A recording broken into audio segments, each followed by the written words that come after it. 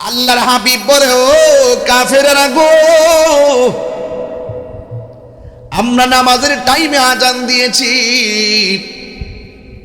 তোমরা আমাদেরকে মস্কারা করে আজান দিলা। কে আজান দিছো? দাঁড়াও।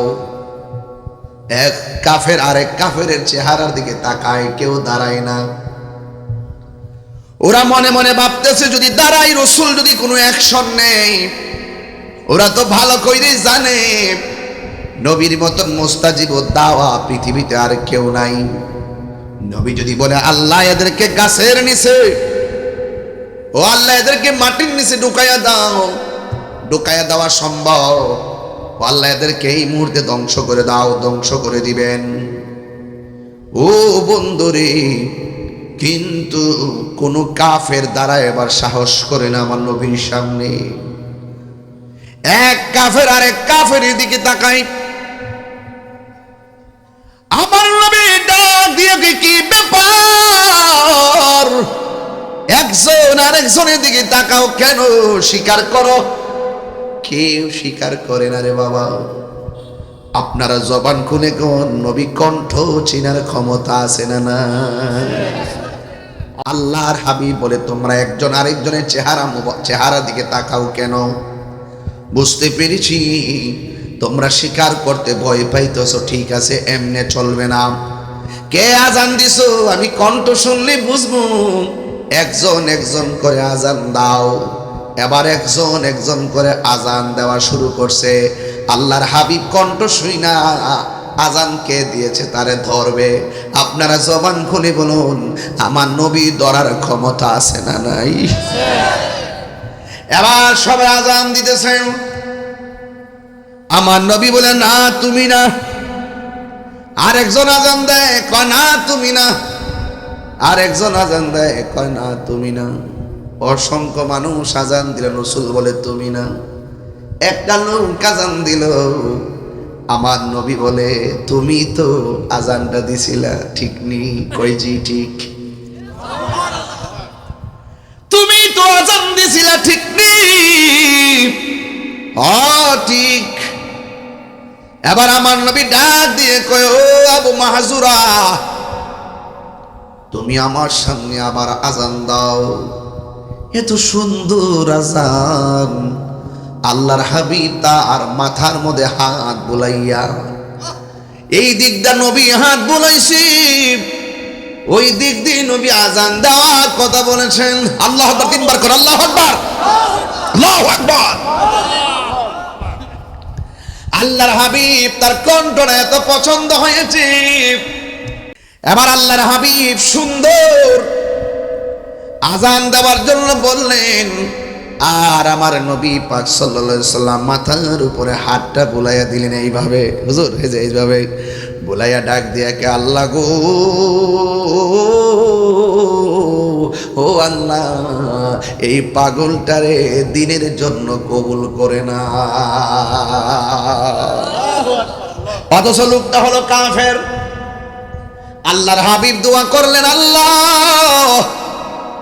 এই পাগলটার কণ্ঠ অনেক সুন্দর, আমার বড় পছন্দ হয়েছে। ও আল্লাহ, এই পাগলটাকে দিনের জন্য কবুল করে নাও।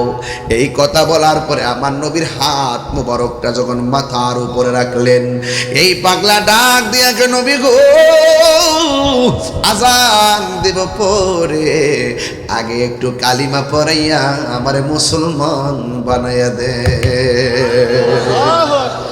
এত সুন্দর চেহারা, এত সুন্দর আপনার ভালোবাসা নবী গো, আর দেরি করবেন না, মেহেরবানি করে আপনি আমারে মুসলমান বানাইয়া দেন। এবার পাগলা কালিমা পড়া মুসলমান হয়ে গেছে। সালাতু ওয়াসসালামু আলাইকা সাইয়্যিদি ইয়া রাসূলুল্লাহ, আসসালাতু ওয়াসসালামু আলাইকা ইয়া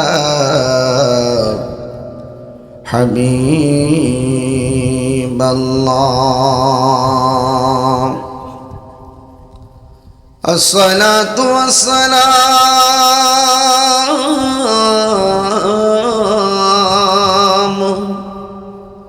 عليك يا شفيع المذنبين الصلاة والسلام عليك يا رحمة للعالمين الحمد لله الحمد لله حمدا حمدا والشكر لله شكرا شكرا الذي خلقنا ورزقنا لا تأخذه سنة ولا نوم والصلاة والسلام على أشرف الأنبياء والمرسلين وعلى آله وأصحابه وأزواجه وذريته أجمعين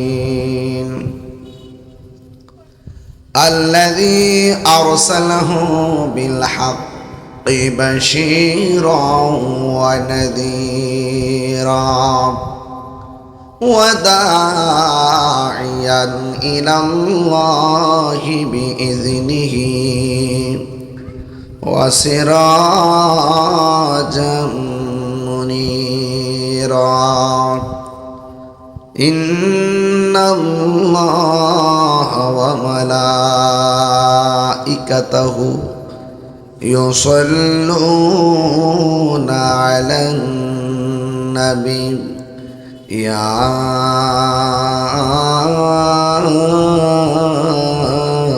أيها الذين آمنوا صلوا عليه وسلموا تسليما اللهم صل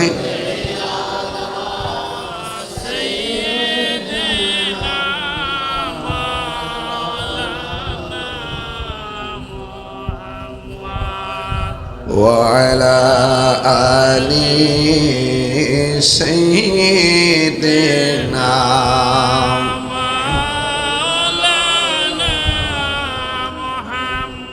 درد مكة كنت بري اللهم صل على سيدنا مولانا محمد وعلى آل سيدنا مولانا محمد بدي باري করুর মন এই বাড়ি তো আসল না আসল বাড়ি কবরস্থান শুয়া একবার বাবনা আল্লাহুম্মা সাল্লি আলা সাইয়্যিদিনা মাওলানা মুহাম্মদ وعلى آل سيدنا مولانا محمد معجز ومكرم সোনারুঘাট পূর্ব নোয়াগাঁও শ্রীকান্দি মুশরিকে আলা হযরত সুন্নি যুব সংঘ পঞ্চম বার্ষিক সুন্নি মহাসম্মেলন দুর্গাপুর বাজার সংলগ্ন আজকের এই মাহফিল সভাপতি জনাব ফিরোজ আহমদ দেওয়ান সাহেব, সহসভাপতি অনেকে আছেন, আব্দুল হামিদ সাহেব সাবেক মেম্বার সাহেব আছেন, বিশিষ্ট মুরব্বী সুরাব আলী সাহেব আছেন, হাজী মিন্নত আলী সাহেব আছেন, আব্দুল মতিন মেম্বার সাহেব আছেন, জনাব সাইদ আলী সাহেব, রাজা মিয়া সাহেব, আব্দুল করিম সাহেব, আবু বকর সাহেব, আব্দুল কাদির সাহেব, প্রধান মেহমান ৭ নং ভাটা ইউনিয়নের সম্মানিত চেয়ারম্যান জনাব এজাজ ঠাকুর চৌধুরী সাহেব, জনাব মোতায়ের হোসেন সুমন মিয়া সাহেব। আজকের মাহফিলের প্রধান আকর্ষণ যিনি এতক্ষণ আলোচনা করেছেন সহযোদ্ধা আল্লামা মুফতি আমজাদ হোসেন জালালী সাহেব, মৌলানা মনির হোসেন সিরাজি সাহেব, মৌলানা আবুল কাসেম ফজলুল হক সাহেব, মৌলানা কারি আলাউদ্দিন সাহেব, মৌলানা হাফেজ আব্দুর রহমান সজীব সাহেব, মৌলানা আব্দুর রহমান সাহেব, মৌলানা অলিউর রহমান সাহেব, মসলকে আলা হযরত সুন্নি যুব সংঘের প্রত্যেকটা সদস্যবৃন্দ, এলাকাবাসী, দেশবাসী, প্রবাসী বৃন্দ। মাইক দিয়েছেন কামাল উদ্দিন, পোস্টার দিয়েছেন ফারুক মিয়া। আশা করি ওনার আগামী বছর দিবেন, আশা করি আর কি। কইছে না তো এখন ও মার হাওয়া বেটা কইছে, আমি আশা করি আর কি। কারণ যারা দান করে মজা পায় তারা দান না করলে ভাল লাগে না। কথা কি ঠিক আছে? যারা নিয়মিত নামাজ পড়ে এক হপ্তাহ ছুটতে গেলে আর ভাল লাগে না, ঠিক আছে কি না? এই যে আমি যে ওয়াজ করি, একদিন গ্যাপ গেলে রাত্রে ঘুমে আয় না, ওই যে অভ্যাস হয়ে গেছে। খারাপ কিছু মনে করেন না আবার, মানে অভ্যাস হয়ে গেছে সিস্টেম। আপনারা ওয়াজ শুনতে শুনতে অভ্যস্ত, 2টা নাই, 3টা নাই, 4টা নাই, আইসা মাহফিলে বইয়া যান, অভ্যাস হয়ে গেছে। আবার দেখবেন বহুত কুটিপতি এসির তলে ঘুমাইতেছে, আর এই মাহফিলের বিরোধিতা হেরোই করে। মাহফিল আয়ও না, মাহফিলে 10 টাকা দেও না, আর যারা মাহফিল করে এরার বিরুদ্ধে ফুটুর করে। যাই হোক, পিছনে অন্ধকার দেখা যায়, কাউরে দেখি না, যদি পারেন কিছু মোমবাতি লাগাই দেন। মারহাবা, জোরে বল। আমার ভাইয়েরা, আমাকে বিষয় দিয়েছেন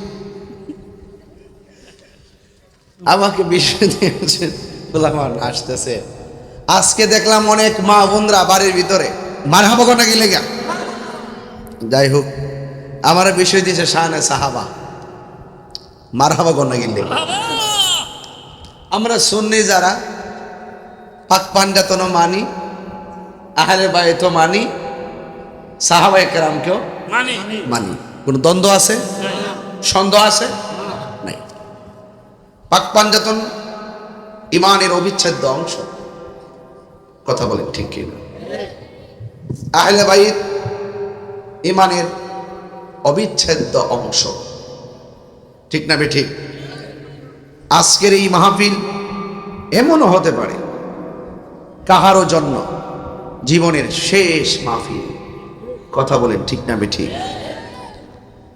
আমার ভাইয়েরা, আজকের এই মাহফিলে যারা এসেছে, সাহাবা সম্পর্কে কিছু ধারণা দরকার আছে কিনা বলেন? সাহাবাদের যুগটা সোনালী যুগ, কারণ তারা আমার রাসূলুল্লাহকে স্বচক্ষু মুবারকে দেখেছে। তারা আল্লাহর হাবিব সাল্লাল্লাহু আলাইহি সাল্লামকে শুধু স্বচক্ষে দেখেন নাই, ঈমান এনে ঈমানের সাথে মৃত্যুবরণ করেছে। তাদেরকে সাহাবী বলা হয়।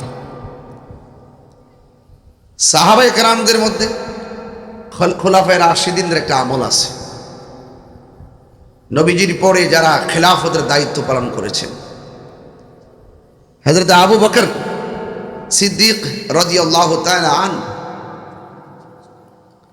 হযরত ওমর ফারুক রাদিয়াল্লাহু তাআলা আনহু, হযরত ওসমান যুন্নুরাইন রাদিয়াল্লাহু তাআলা আনহু, হযরত মৌলা আলী কাররামাল্লাহু তাআলা ওয়াজহুল করিম। আমার যুবক ভাইয়েরা, একের পর এক ইমামে আলী মুকাম ইমাম হুসাইন রাদিয়াল্লাহু তাআলা আনহু পর্যন্ত এভাবে ইসলামের আমানতধারিতা জিম্মাদারির মাধ্যমে চলে আসছে। কালের বিবর্তনে আজকে আমাদের মাঝে অনেক ভেজাল ঢুকে গেছে। ঢুকে যাওয়ার কারণে নেতৃত্ব শূন্যতায় আমরা ভুগি। আমার ভাইয়েরা, আজকের এই মাহফিল যারা এসেছেন, অনুরোধ করে বলবো, সাহাবায়ে কেরামের সমালোচনা করা যাবে? মান সাব্বা নাবিয়্যান ফাকতুলুহু, যেই ব্যক্তি নবীকে গালি দিবে তাদেরকে কতল করা ওয়াজিব। আর যেই ব্যক্তি সাহাবায়ে কেরামকে গালি দিবে ফাদরিবুহু, তাকে প্রহার করতে হবে, তাকে আঘাত লাগাতে হবে, বাড়ি দিতে হবে।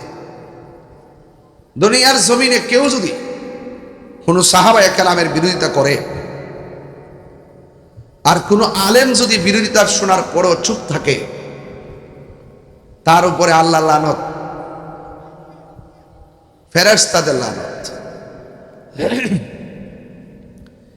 এই অভিশাপ থেকে মুক্ত পেতে হলে তাহলে আমাদের সকলকে অবশ্যই সাহাবায়ে কেরামের বিরুদ্ধে যারা অবস্থান নেবে তাদের বিরুদ্ধে আমাদেরকে দাঁড়াতে হবে।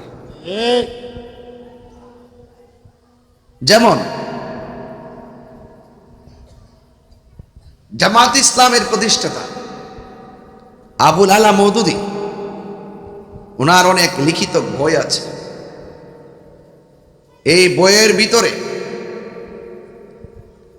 বইয়ের ভিতরে অনেক ধরনের লেখা আছে যেগুলো সাহাবী বিদ্বেষী। কি বিদ্বেষী? সাহাবী বিদ্বেষী। এই জন্য আমরা কারোর সঙ্গে আমাদের রাজনৈতিক কোনো দ্বন্দ্ব নাই, কিন্তু আমাদের আকীদার দ্বন্দ্ব আছে। হাত তুলে কোন আছে না নাই? নবীর বিরুদ্ধে গালি দিলে আমরা যেমন সহ্য করব না, সাহাবায়ে কেরামদেরকেও গালি দিলে আমরা সহ্য করব না। ওলি আল্লাহদের বিরুদ্ধে অবস্থান নিলে আমরা সহ্য করব না। আমার ভাইরা, আজকে আমাকে খুব সুন্দর বিষয় দিয়েছেন সাহাবায়ে কেরাম সম্পর্কে আলোচনা করার জন্য। নবীজিকে যারা দেখেছেন তারা সাহাবী। তো আবু জেহেলও তো নবীকে দেখছেন, তাই বলে কি সাহাবী? কথা কন, তাই বলে কি সাহাবী? শুধু চর্মচক্ষে দেখলে চলবে না, ইমানই নজরে দেখতে হবে, ইমান আনতে হবে। ইমানের সাথে ইস্তেকামাত থেকে মৃত্যুবরণ করতে হবে। তার মানে বোঝা গেল জানার নাম ইমান নয়, দেখার নামও ইমান নয়, মানার নাম হলো ইমান। সাহাবায়ে কেরামকে যারা দেখেছেন তারা তাবিঈ, তাবিকে যারা দেখেছেন তারা তাবে তাবিঈ। এই ভাই আইমে মুজতাহিদিন মুতাকাদ্দিমিন সলফে সালিহিন কুতুব আবদাল গাউস ওলি আল্লাহ একের পরে আস্তে আস্তে আমাদের এই পর্যন্ত এসেছে। এই জন্য আপনারা জবান খুলে বলুন, আমরা কি সাহাবায়ে কেরামকে ভালোবাসবো নাকি ঘৃণা করব? তাহলে সাহাবী সম্পর্কে, শানে সাহাবা সম্পর্কে আপনাদেরকে ধারণা দিলাম। আমাদের সমাজে দুই ধরনের মানুষ আছে। এক শ্রেণী মানুষ আছে মুনাফিক। মুনাফিক তো নোয়াগাঁও নাই, আছে কিনা বলেন? এই মুনাফিক যুগে যুগে ছিল। হযরত আবু বকর সিদ্দিক রাদিয়াল্লাহু তাআলার আমলে একজন লোক ছিল, নাম হলো মুসাইলামাতুল কাজ্জাব। সে নিজেকে নবী দাবি করছিল। নাউজুবিল্লাহ কইতেন না? ওই মুহূর্তে যে সাহাবী ওই মুসাইলামাতুল কাজ্জাবের বিরুদ্ধে যুদ্ধ করেছেন তিনি হলেন হযরত আবু বকর সিদ্দিক রাদিয়াল্লাহু তাআলা আনহু।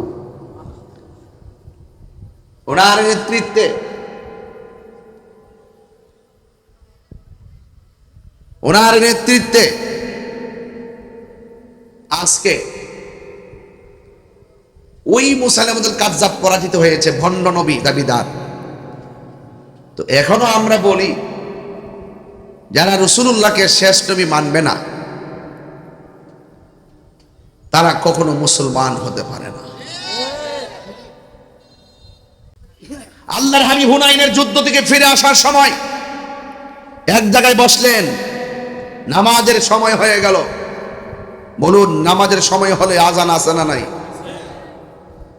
আল্লাহু আকবার, আল্লাহু আকবার।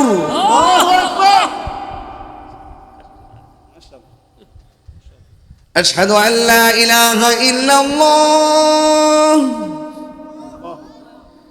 আশহাদু আন্না মুহাম্মাদার রাসূলুল্লাহ।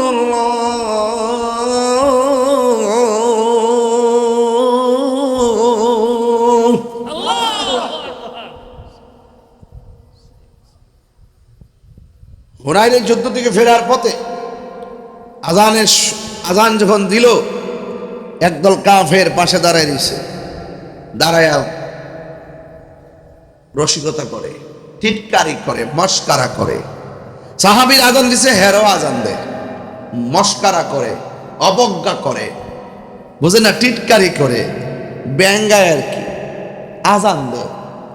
রাসূলুল্লাহর কান মুবারকে আজানের আওয়াজটা আসছে। আল্লাহর হাবিব বলে, ও কাফেরেরা গো, আমরা নামাজের টাইমে আজান দিয়েছি, তোমরা আমাদেরকে মস্কারা করে আজান দিলা। কে আজান দিছো? দাঁড়াও। এক কাফের আরেক কাফেরের চেহারার দিকে তাকায়, কেউ দাঁড়ায় না। ওরা মনে মনে ভাবতেছে যদি দাঁড়াই, রাসূল যদি কোনো অ্যাকশন নেই। ওরা তো ভালো করেই জানে নবীর মতন মুস্তাজিব দাওয়া পৃথিবীতে আর কেউ নাই। নবী যদি বলে আল্লাহ এদেরকে গাছের নিচে, ও আল্লাহ এদেরকে মাটির নিচে ঢুকাইয়া দাও, ঢুকাইয়া দেওয়া সম্ভব। ও আল্লাহ এদেরকে এই মুহূর্তে ধ্বংস করে দাও, ধ্বংস করে দিবেন। ও বন্ধুরে, কিন্তু কোন কাফের দ্বারা এবার সাহস করে না আমার নবীর সামনে। এক কাফের আরেক কাফের দিকে তাকাই, আমার নবী ডাক দিয়ে কি ব্যাপার, একজন আরেকজনের দিকে তাকাও কেন, স্বীকার করো। কেউ স্বীকার করে না রে বাবা। আপনারা জবান খুলে কোন নবী কণ্ঠ চিনার ক্ষমতা আছে না? না আসেনিও, ওয়াজ কিন্তু ভিতরে ঢুকছি, একটু মনোযোগ দিয়েন তোই চলবো, আর কিছু লাগতো না। এরপর সিলেট বিভাগে এই প্রথম ওয়াজটা করতেছি, অতীতে কোনো সময় করি নাই। বিষয় দিয়েছেন শানে সাহাবা। সাহাবী হওয়া বড় ভাগ্যের ব্যাপার। আল্লাহর হাবিব বলে তোমরা একজন আরেকজনের চেহারা দিকে তাকাও কেন? বুঝতে পেরেছি তোমরা স্বীকার করতে ভয় পাইতেছো, ঠিক আছে, এমনে চলবে না। কে আজান দিছো আমি কণ্ঠ শুনলে বুঝবো। একজন একজন করে আজান দাও। এবার একজন একজন করে আজান দেওয়া শুরু করছে। আল্লাহর হাবিব কণ্ঠ শুই না আজান কে দিয়েছে তারে ধরবে। আপনারা জবান খুলে বলুন, আমার নবী ধরার ক্ষমতা আছে না নাই? এবার সবাই আজান দিতেছেন। আমার নবী বলে না তুমি না। আরেকজন আজান দেয়, কয় না তুমি না। আরেকজন আজান দেয়, কয় না তুমি না। অসংখ্য মানুষ আজান দিল, রাসূল বলে তুমি না। একটা লোক আজান দিল, আমার নবী বলে তুমি তো আজানটা দিছিলা, ঠিক নেই? কই জি ঠিক। তুমি তো আজান দিছিলা, ঠিক নেই? ঠিক। এবার আমার নবী ডাক দিয়ে কয়, ও আবু মাহজুরা, তুমি আমার সামনে আবার আজান দাও। এত সুন্দর আজান। আল্লাহর হাবিব তার মাথার মধ্যে হাত বুলাইয়া, এই দিকটা নবী হাত বুলাইছি, ওই দিক দিয়ে নবী আজান দেওয়ার কথা বলেছেন। আল্লাহু আকবার, তিনবার করে আল্লাহু আকবার, আল্লাহু আকবার। আল্লাহর হাবিব তার কণ্ঠটা এত পছন্দ হয়েছে, দেখছেন না সুর শুনে মানুষ পাগল হয়ে যায়। এখন তো আগের দিনটা নাই। আগে যখন মুরব্বী ওই যে ধান টান কাটতো, ধানের খেরের কারির কোনার মধ্যে বইয়া বইয়া বেশা ওই যে বাঁশি বাজাইতো, বাঁশির এমন সুর শুনতো। অনেক সময় সত্য না মিথ্যা জানি না, কই সুর হইন না ঘর থেকে ভাগ হলে বেরিয়ে যেত। এই সুর এমন ভাবে একটা আকর্ষণ করত। হ্যাঁ, তো কণ্ঠ এমন একটা জিনিস হই, এটা মানুষকে অনেক অ্যাটাক করে। সব সময় নয়, এমন কিছু সময় থাকে টিউন, এই সমাজে এই টিউনে মানুষ বেকার হয়ে যায়। কথা কর ঠিক না বেঠি? এবার আল্লাহর হাবিব সুন্দর আজান দেওয়ার জন্য বললেন, আর আমার নবী পাক সাল্লাল্লাহু আলাইহি সাল্লাম মাথার উপরে হাতটা বুলাইয়া দিলেন এইভাবে। হুজুর এই যে এইভাবে বুলাইয়া ডাক দিয়া কে, আল্লাহ গো, ও আল্লাহ, এই পাগলটারে দিনের জন্য কবুল করে না। অথচ লোকটা হলো কাফের। আল্লাহর হাবিব দোয়া করলেন, আল্লাহ এই পাগলটার কণ্ঠ অনেক সুন্দর, আমার বড় পছন্দ হয়েছে। ও আল্লাহ, এই পাগলটাকে দিনের জন্য কবুল করে নাও। এই কথা বলার পরে আমার নবীর হাত মোবারকটা যখন মাথার উপরে রাখলেন, এই পাগলা ডাক দিয়া কে, নবী গো, আজান দেব পরে আগে একটু কালিমা পড়াইয়া আমারে মুসলমান বানাইয়া দে। এত সুন্দর চেহারা, এত সুন্দর আপনার ভালোবাসা, নবী গো, আর দেরি করবেন না, মেহেরবানি করে আপনি আমারে মুসলমান বানাইয়া দেন। এবার পাগলা কালিমা পইরা মুসলমান হইয়া গেছে। শুধু মাত্র তাই নয়, আমার নবী, আপনার নবী, তাকে মক্কাতুল মুআজ্জামার মুয়াজ্জিন বানাইয়া দিয়েছে। আমার নবী তারে মসজিদের মুয়াজ্জিন বানাইয়া দিছে। কাফের সাহাবী হইয়া গেছে, ইসলাম ধর্ম গ্রহণ কইরা আবু মাহজুরা হইয়া গেছে। হাদিসে দেখবেন অনেকগুলা হাদিস, আন আবি মাহজুরা রাদিয়াল্লাহু তাআলা আনহু قال, এইভাবে অসংখ্য হাদিস আবি মাহজুরা বর্ণনা করেছেন। আল্লাহর হাবিব সাল্লাল্লাহু আলাইহি সাল্লামের সাহাবী হওয়ার পর আবি মাহজুরা এই দিক দিয়ে চুল কাটে, এই দিক দিয়ে চুল কাটে, এই দিক দিয়ে কাটে, কিন্তু তালুর উপরে চুলগুলা কাটে না। এবার সাহাবীরা ডাক দিয়ে কে, আবু মাহজুরা, তুমি সব দিকের চুলগুলা কাটো, কিন্তু মাথার তালুর চুলগুলা তুমি কেন কাটো না?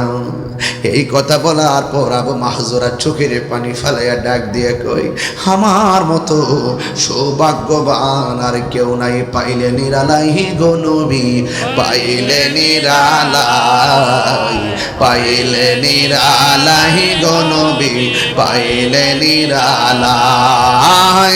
দুই কদমে চুমু খাবো, দুই কদমে চুমু খাবো, অনে ধুলি মাখিব গাই, পাইলে নিরালাই গো নবী, পাইলে নিরালাই, পাইলে নিরালাই গো নবী, পাইলে নিরালাই। কষ্ট হইতেছে আপনাদের? আমার নবী, আমার নবী জিন্দা নবী, ওরে দয়া করে তাই গো নবী, হাসরের বেলায় বলো না, দয়া করে তাই গো নবী, হাসরের বেলায় পাইলে নিরালাই গো নবী, পাইলে নিরালাই, পাইলে নিরালাই গো নবী, পাইলে নিরালাই। দুই কদমে চুমু খাবো, দুই কদমে চুমু খাবো, চরণ ধুলি ধুলি মাখিব গায়ে, পাইলে নিরালাই গো নবী, পাইলে নিরালাই, পাইলে নিরালাই গো নবী, পাইলে নিরালাই। কঠিন হাসরের দিনে কে তরাবে নবী বিনে, কঠিন হাসরের দিনে কে তরাবে নবী বিনে, দয়া করে তাই গো নবী হাসরের বেলায় বলো না, দয়া করে তাই গো নবী হাসরের বেলায়, পাইলে নিরালাই গো নবী, পাইলে নিরালাই, পাইলে নিরালাই গো নবী, পাইলে নিরালাই। দুই কদমে চুমু খাবো, দুই কদমে চরণ ধুলি মাখিব গায়ে, পাইলে নিরালাই গো নবী, পাইলে নিরালাই। সবাই বলতে একদিন স্বপ্নে দেখলে গজারে, সব গুনাহ জড়িয়া ভরে, বলো একদিন স্বপ্নে দেখলে সব গুনাহ জড়িয়া ভরে, দয়া করে দিও দেখা নিরগমের বেলায়, দয়া করে দিও দেখা ঘুমের বেলায়, পাইলে নিরালাই গো নবী, পাইলে নিরালাই, পাইলে নিরালাই গো নবী, পাইলে নিরালাই। দুই কদমে চুমু খাবো, দুই কদমে চুমু খাবো, চরণে ধুলি মাখিব গায়ে, পাইলে নিরালাই গো নবী, পাইলে নিরালাই।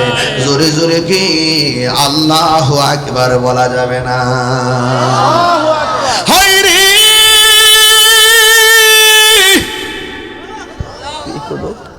হালকা দো, মিষ্টি দো, রস দো। হে আমার যুবক, একটু কম, পাগলা বেশি দিস না, মশলা বেশি দিস না, মিডিয়াম দিয়ে আরেকটু কমাও, মারহাবা কমাই দিয়ে একটু। আপনার কি কষ্ট হইতেছে? রাগ করতেছেন আমার সাথে? শানে সাহাবা ওয়াজ কিন্তু বুড়াই চলতেছে, হ্যাঁ ঠিক কিনা? আল্লাহু আকবার জোরে বল। মাইকটা দেওয়ান লাগে, মাইকটা তো শুনতি, একটু মাইকটা দেন, বাইরে মাইকটা দেন।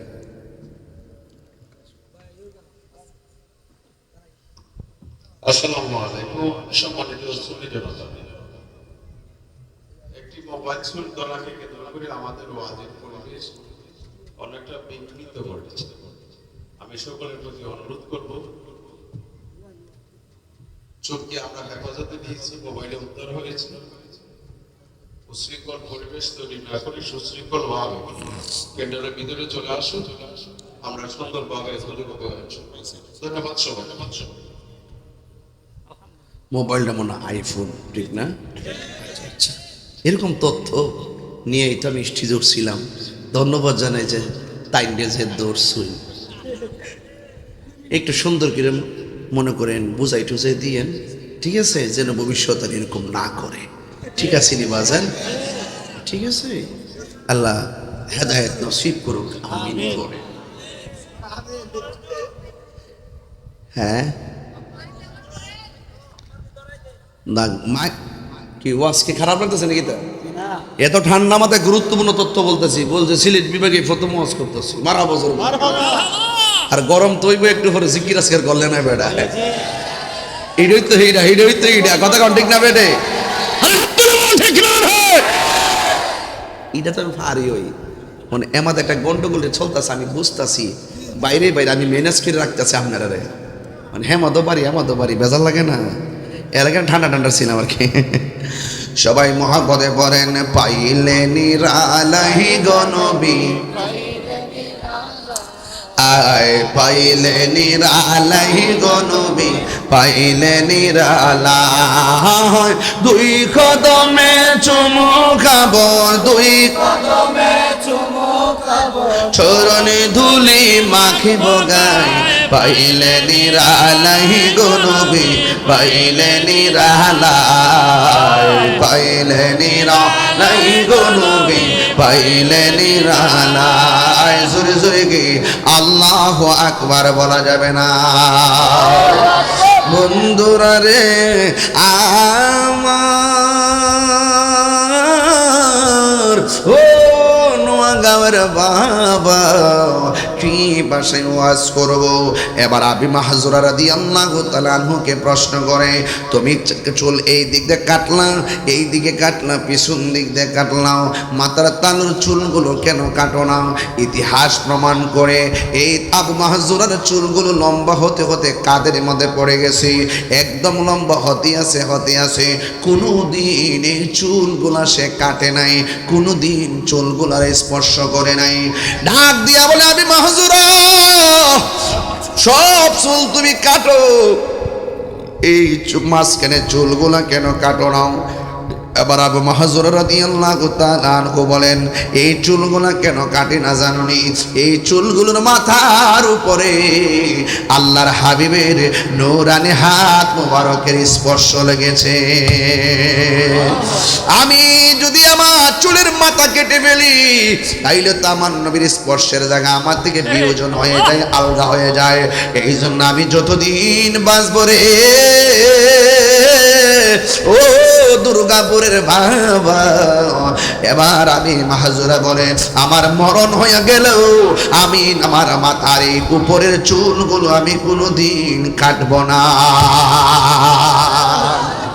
এই জন্য আমি বলেছি সাহাবায়ে কেরাম নবীর কেমন ভালোবাসতো এমন ভালোবাসতো সাহাবায়ে কেরাম নবীর জন্য জীবন দিয়ে দিত কিন্তু আমার নবীর সাহাবায়ে কেরামের ইতিহাস অত্যন্ত গুরুত্বপূর্ণ ইতিহাস